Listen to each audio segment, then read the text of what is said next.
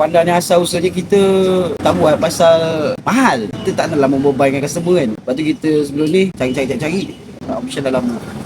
Jadi ada pernah satu hari tu customer tu nak order pukul 10 pukul macam tu lah dia contact kita. Satu kebetulan saya tengah busy. Pukul 4 petang baru saya jawab. Dia reply. Lepas tu dia bebel lah sebab dia kata bang saya nak order aku apa ni. Patutnya saya nak pukul 1 macam tu lah. Tak respon. Kecewa sikit lah. Lepas tu dia bebel kat kita. Dia kata apa masuk dalam Foodpanda ke Grab ke senang. Saya kenapa abang tak masuk dalam Grab? Kenapa tak masuk dalam Foodpanda? Dia cakap alasan yang sama. Kita tak kalau boleh kita tak nak bagi harga tu jadi mahal. Dia bebel balik kat kita.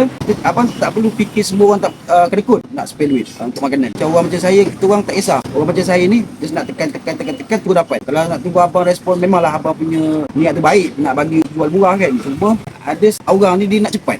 Dia tak kisah pasal harga. Jadi itu yang lepas disarankan kita pakai Grab Foodpanda. Lepas tu lah baru kita start balik buat Foodpanda lah.